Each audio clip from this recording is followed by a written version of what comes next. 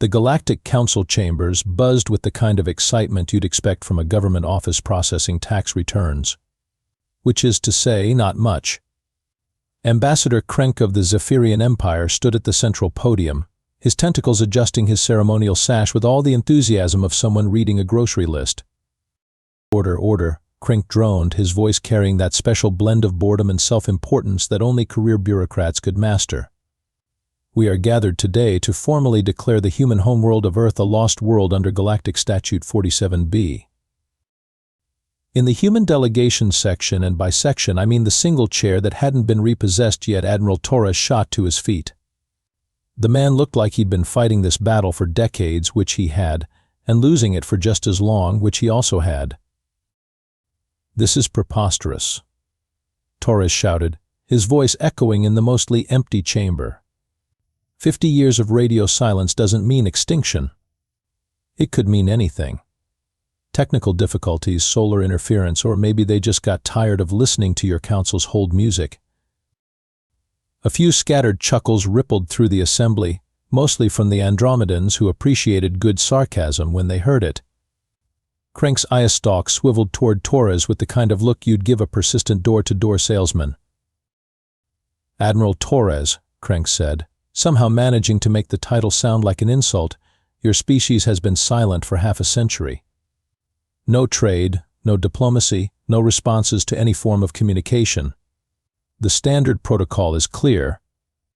"Standard protocol," Torres muttered, "written by species who think a century is a coffee break."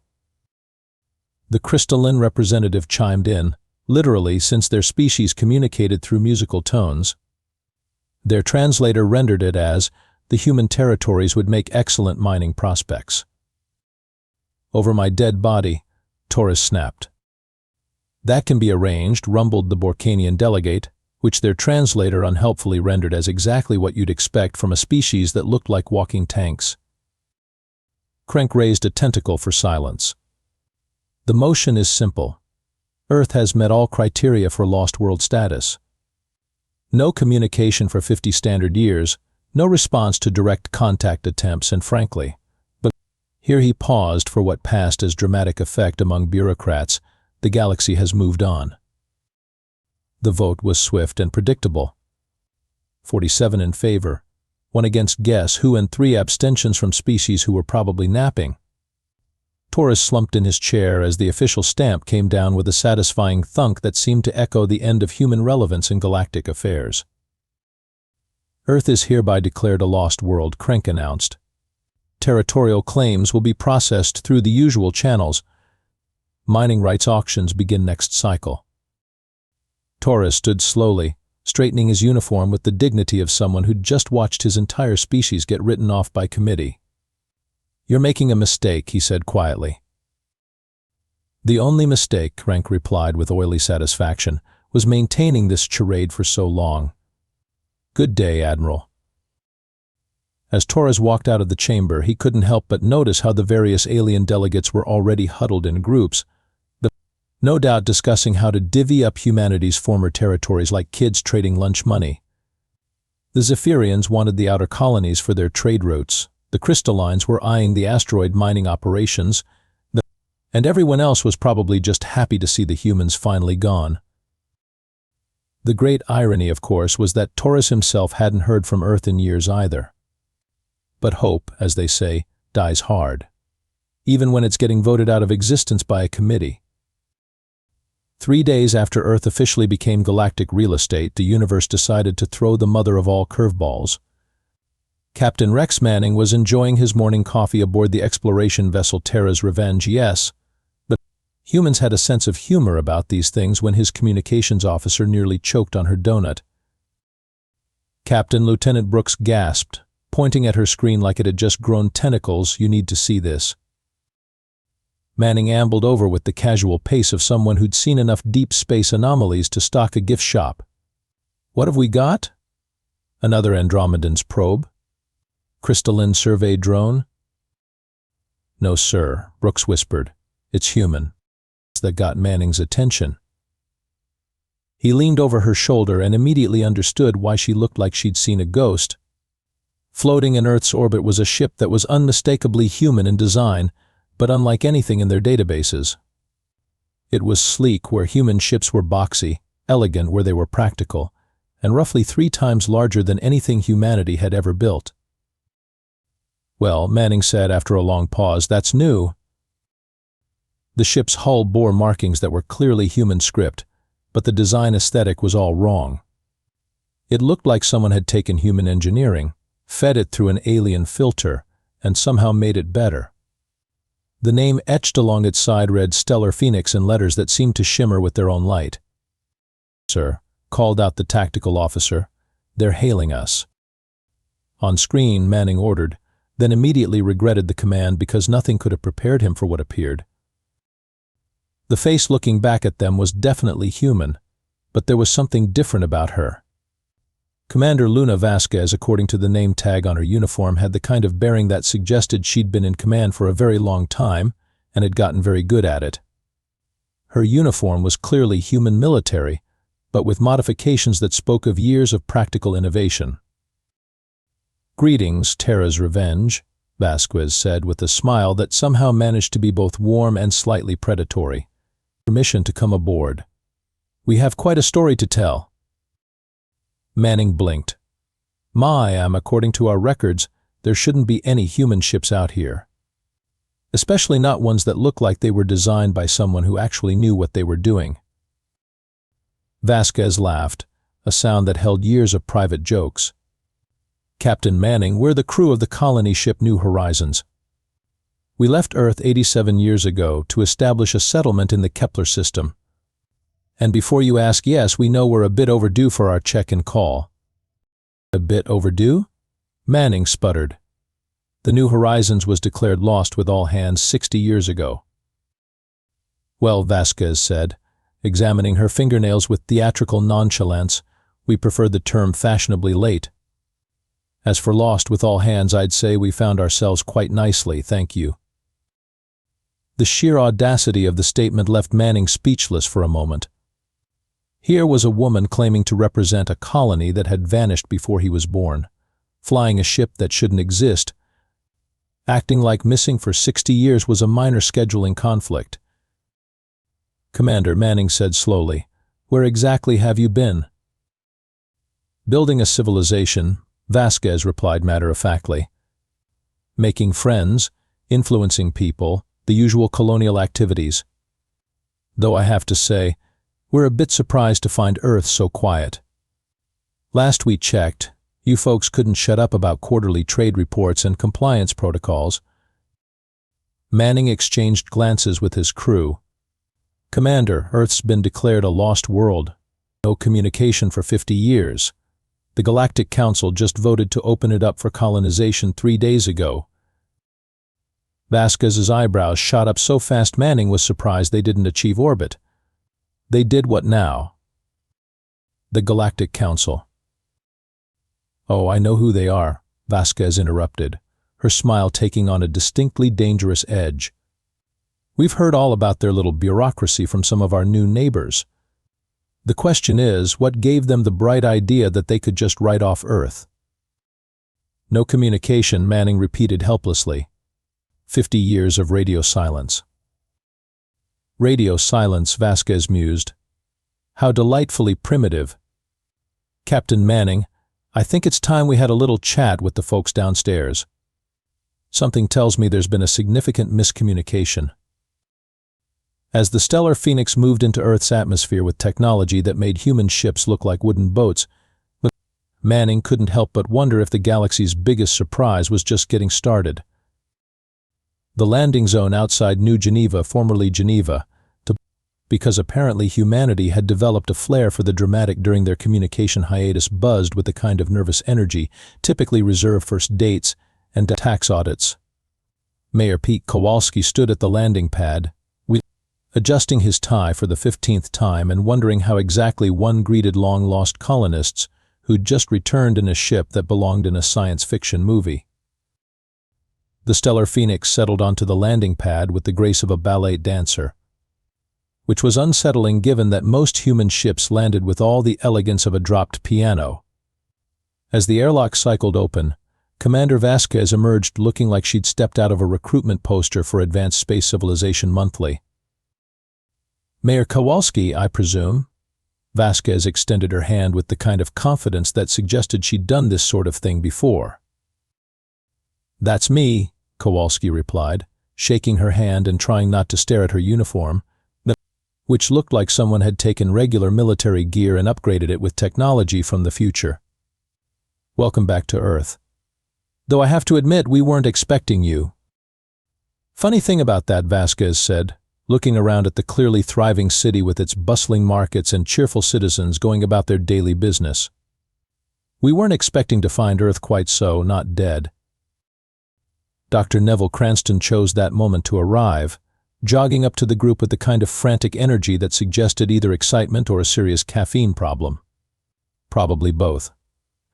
His lab coat was decorated with what appeared to be scorch marks and mathematical equations written in permanent marker. Commander Vasquez. "Mayor. Sorry I'm late, I was recalibrating the quantum field generators." Cranston paused, noticed everyone staring at him, and added, "Again." "Dr. Cranston," Kowalski said with the weary tone of someone who'd had this conversation before, "perhaps you'd like to explain to our guests why the galaxy thinks we've been dead for 50 years. Cranston's face went through several interesting color changes. "Well, you see, it's actually quite simple. I was working on a revolutionary communication system, a quantum internet that would allow instantaneous communication across any distance. The theoretical applications were extraordinary." "And the practical applications?" Vasquez asked with the patience of someone who'd dealt with enthusiastic scientists before. "Created a quantum interference field around the entire solar system that blocks all electromagnetic radiation from entering or leaving," Cranston admitted, looking like a child confessing to breaking the neighbor's window. "On the bright side, it's kept us completely safe from hostile alien surveillance for half a century. On the not-so-bright side," Kowalski added, "we've been accidentally ignoring the entire galaxy while they assumed we were extinct." Vasquez stared at them both for a long moment. "Let me get this straight. You've been thriving for 50 years, but because of a science experiment gone wrong, you've been giving everyone the silent treatment by accident?" "That's actually a very accurate summary," Cranston said. "And now the Galactic Council has declared Earth a lost world and opened it up for colonization?" 3 days ago, Kowalski confirmed. Vasquez started laughing. Not the polite chuckle you'd expect from a diplomatic encounter, but the deep, helpless laughter of someone who'd just realized the universe had an absolutely twisted sense of humor. "This is perfect. This is absolutely perfect. I'm glad you find our impending colonization amusing," Kowalski said dryly. "Oh, Mayor. Mayor." Vasquez wiped tears from her eyes. "You have no idea. We spent 60 years building alliances, developing technology, and establishing ourselves as a significant power in our little corner of the galaxy. We came back to Earth expecting to find either a thriving world ready to rejoin galactic civilization or a dead rock that needed rebuilding. Instead, you found a thriving world that's been accidentally ghosting the galaxy for decades," Kowalski said. "Exactly. And the best part is, the Galactic Council has no idea what they've stepped in. They think they're dealing with a dead world ripe for exploitation. What they're actually dealing with is a world that's been preparing for this conversation for 50 years without realizing it." Dr. Cranston raised his hand tentatively. "I hate to interrupt, but should I mention that I can actually fix the quantum interference field? I've been working on it for 47 years. I'm pretty sure I almost have it figured out." Vasquez's grin widened.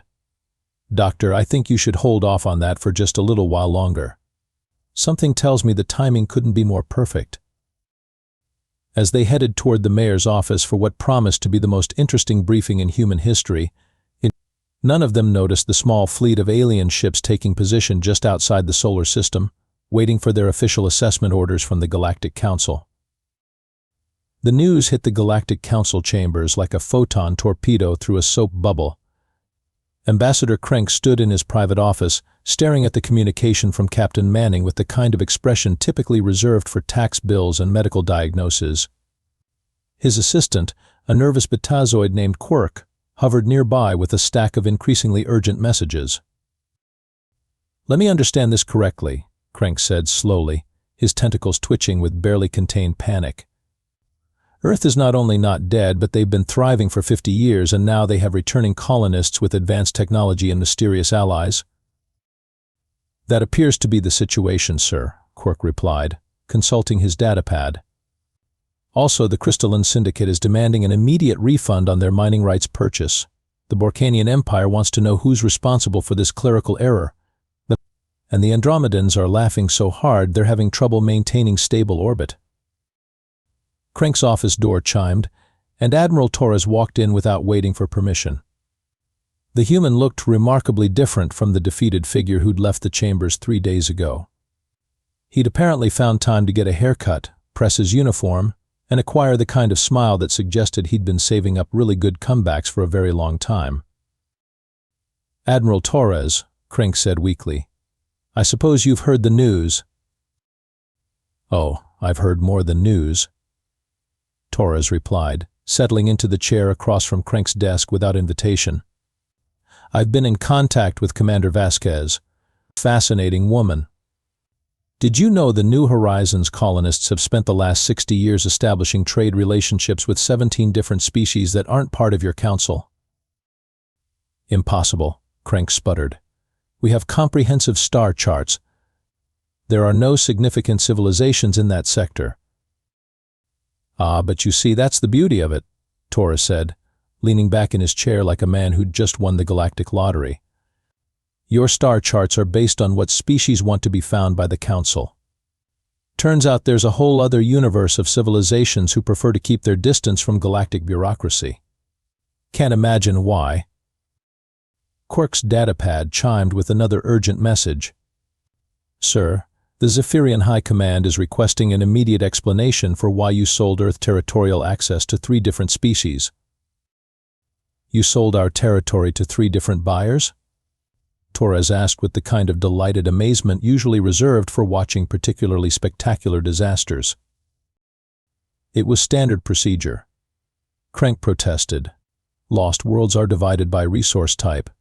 Mining rights to the crystallines, trade route access to the Borcanians, and colonization rights to the Rigelians. It's all perfectly legal under established protocols. Established protocols that didn't account for the world not actually being lost," Torres pointed out. "Tell me, Ambassador, what's the legal precedent for selling property that doesn't belong to you to multiple buyers?" The color drained from Crank's face, which was impressive given that Zephyrians were naturally purple. His tentacles began making unconscious nodding motions that suggested he was calculating the legal implications of the situation and not liking the math. "There's more," Torres continued cheerfully. "Commander Vasquez mentioned that her allies are very interested in opening formal diplomatic relations with the Council.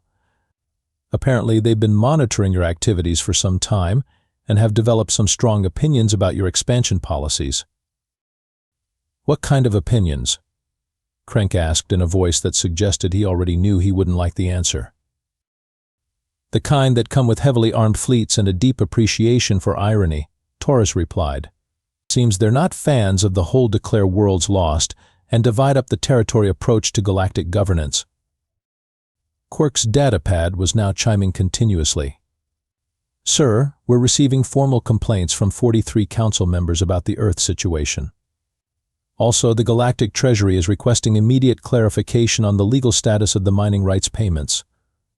And oh dear, the Rigelian fleet has just demanded military escort to secure their lawful territorial acquisition."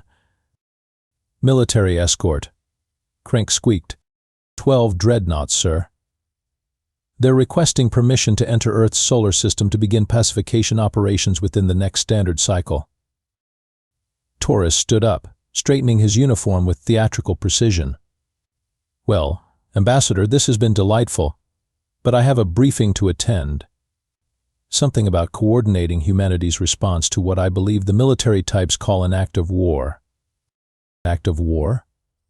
Krenk's voice had risen to frequencies that were making nearby glassware vibrate. "Oh yes," Torres said, pausing at the door.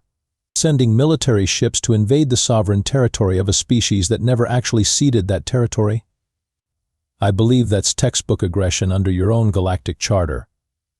Section 12, subsection 4, if I remember correctly." As Torres left, Krenk slumped in his chair while Quark continued reading increasingly panicked messages from across the galaxy. The Galactic Council's neat little bureaucratic universe was unraveling faster than a cheap sweater, and at the center of it all was a single terrible realization: they'd just declared war on a species that had spent 50 years accidentally preparing for exactly this scenario. The Rigelian fleet dropped out of hyperspace at the edge of Earth's solar system with all the subtlety of a marching band in a library. Admiral Torres watched their arrival from the bridge of the hastily recommissioned battlecruiser Washington's Revenge. Humans really did have a theme going with their ship names, while trying not to think about how outgunned they were. 12 dreadnoughts, reported Commander Sarah Hayes, Torres's tactical officer. Each one roughly twice the size of our largest ship. Sir, with all due respect, we're about as intimidating as a paper airplane squadron. Relax, Commander, Torres said with considerably more confidence than he felt. We're not alone in this. As if summoned by his words, space around the Rigelian fleet began to shimmer. What had appeared to be empty void suddenly revealed itself to be anything but. Ships materialized from what had obviously been sophisticated cloaking fields, not just one or two, but dozens of them. They were sleek, organic-looking vessels that seemed to flow through space rather than simply move through it. What in blazes? Hayes started, then stopped as her sensors registered the new arrivals. I'm reading 47 ships of unknown configuration. Energy signatures are off the charts. Commander Vasquez's voice crackled over the comm system from her position aboard the Stellar Phoenix. Admiral Torres, meet our friends from the Nexus Alliance. They've been very eager to make the Council's acquaintance. The lead Rigelian ship, a massive dreadnought called the Inevitable Conquest because apparently the Rigelians had never heard of subtle intimidation broadcast on all frequencies with the kind of pompous authority that bureaucrats dream about. Attention illegal occupants of Rigelian territorial claim 847 Delta. You are in violation of Galactic Council Resolution 1275 billion. Surrender immediately or face the consequences of resistance to lawful authority. Torres keyed his own comm system, unable to keep the amusement out of his voice. Rigelian vessels, this is Admiral Torres of the Earth Defense Force. You are in violation of human territorial space. I suggest you reconsider your position.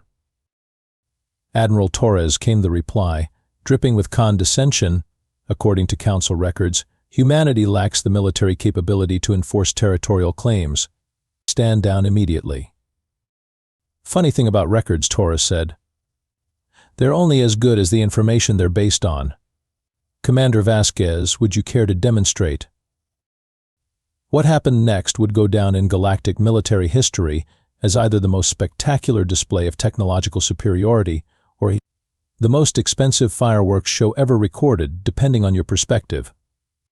The Stellar Phoenix, which had been looking remarkably non-threatening up until that moment, suddenly bristled with weapon systems that definitely hadn't been in any human engineering manual. A single, precisely targeted energy beam lanced out from the Phoenix and struck the Inevitable Conquest's forward shields. The massive dreadnought's entire defensive grid flickered, sparked, and died like someone had unplugged a particularly expensive lamp. Impressive, Torres murmured as alarms began blaring aboard the Rigelian flagship. That was the lowest power setting, Vasquez announced casually. We'd hate to actually damage your ships before we've had a chance to chat. The Nexus Alliance vessels, meanwhile, had taken positions around the Rigelian fleet with the kind of precision that suggested they'd done this sort of thing before. Their ships didn't look particularly threatening, no massive gun batteries or obvious weapon ports, but something about the way they moved through space suggested they were operating on principles that the Rigelians couldn't even comprehend. Rigelian fleet, came a new voice, speaking accented but perfectly clear Galactic Standard. "This is Captain Zara of the Nexus vessel Harmony's Edge. Your Council's expansion policies have been deemed incompatible with civilized behavior. We suggest immediate withdrawal. You have no authority here." The Rigelian commander sputtered. "The Galactic Council." "The Galactic Council." Captain Zara interrupted with the kind of polite venom that suggested extensive diplomatic training. "Has made a habit of declaring worlds lost and dividing their resources among Council members.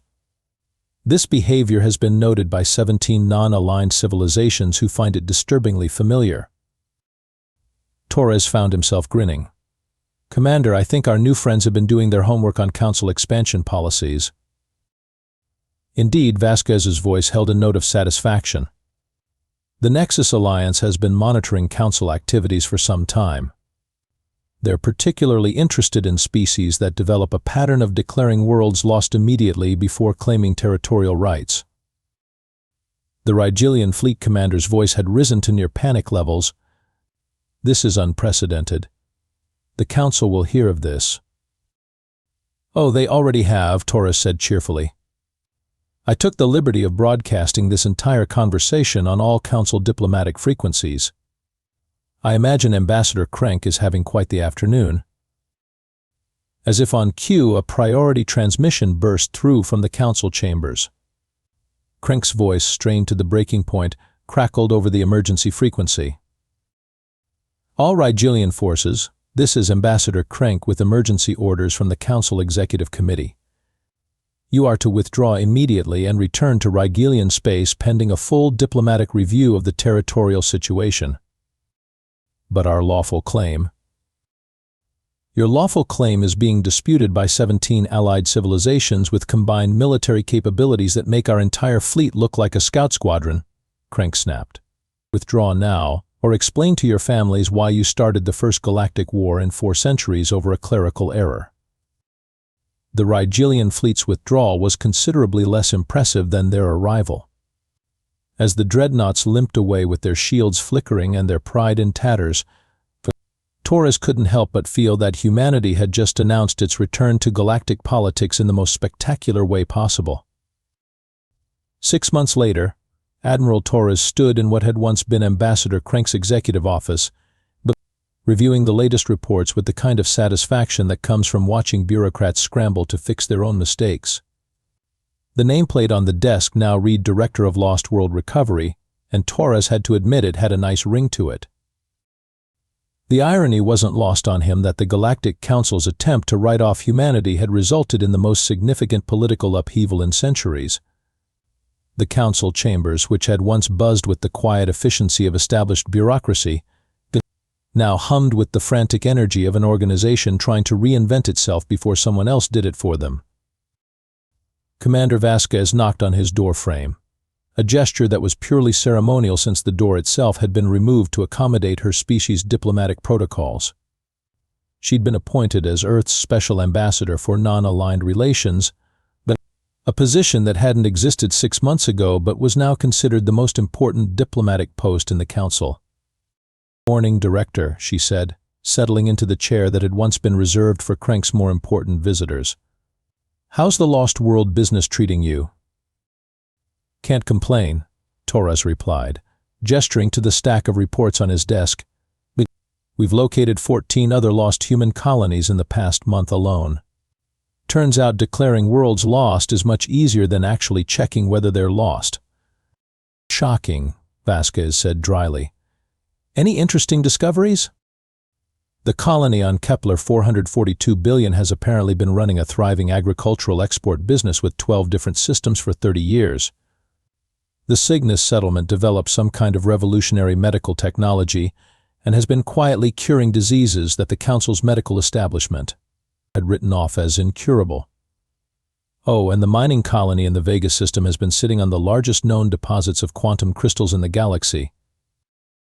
All of them unreachable due to mysterious communication problems. Dr. Cranston's quantum internet experiment had a wider range than anyone realized, Torres admitted. The field effect extended to any system with human quantum communication relays. which, it turns out, was most of our colonies. Vasquez laughed. So the galaxy's most incompetent scientist accidentally created humanity's greatest strategic advantage. He's been nominated for the Council's Scientific Achievement Award, Torres said, 3 times. He keeps declining because he says the award ceremony conflicts with his research schedule. Mayor Kowalski's voice crackled over the intercom. Director Torres, Dr. Cranston says he's ready for the big test. Torres and Vasquez exchanged glances. After 6 months of tinkering, threats, and what sounded like several small explosions, Cranston claimed he'd finally perfected his quantum internet system. The test run would restore full communication to all human settlements simultaneously, assuming it didn't accidentally create a black hole or turn everyone purple. Shall we? Torres asked, standing and straightening his new director's uniform. The quantum communication facility looked exactly like what you'd expect from a project run by Dr. Cranston, equal parts cutting-edge technology and duct tape. The man himself stood at the central control panel, muttering equations under his breath and making final adjustments with the focused intensity of someone defusing a bomb. Are you absolutely certain this won't, say, accidentally send Earth into another dimension? Torres asked. 97% certain, Cranston replied without looking up. What about the other 3%? Well, there's a small chance we might achieve instantaneous communication with every sentient species in the galaxy simultaneously. Vasquez and Torres looked at each other. That doesn't actually sound like a problem, Torres said slowly. It wouldn't be, unless you count the part where it would completely revolutionize galactic communication and make the Council's current infrastructure obsolete overnight. Still not seeing the downside, Vasquez said. Cranston finally looked up from his controls, a manic gleam in his eyes. There isn't one. I've been underselling this project for 6 months because I wasn't sure anyone was ready for what it could actually do. Dr. Cranston, Torres said carefully, are you telling me that your communication accident was actually a breakthrough that could reshape galactic civilization? Oh yes, but I figured we should establish proper diplomatic relations before accidentally becoming the galaxy's new telecommunications provider. Torres keyed his communicator. All stations, this is Director Torres. Dr. Cranston is about to activate the quantum communication system. If anyone has any last words or unfinished business, now would be the time. That's unnecessarily dramatic, Cranston protested, then paused. Although, given my track record, probably prudent. The activation was surprisingly anticlimactic, but instead of dramatic sparks or ominous humming, the system simply came online with a soft chime. The communication boards immediately lit up with incoming signals from across the galaxy as 50 years of backed-up messages began flowing through the network. Dr. Cranston, Torres said as reports began flooding in from previously lost colonies, I think it's safe to say you've officially redeemed yourself. Excellent, Cranston beamed. Now, about my next project. I've been working on a faster-than-light transportation system based on quantum entanglement principles. Absolutely not, Torres and Vasquez said in unison. As Earth's communication systems came fully online for the first time in 50 years, the first priority message that came through was from Ambassador Krenk, or rather, the former Ambassador Krenk, who had been reassigned to manage the Council's new Department of Diplomatic Complaints. Director Torres. His message read, "Please accept the Council's formal apology for the unfortunate misunderstanding regarding Earth's status.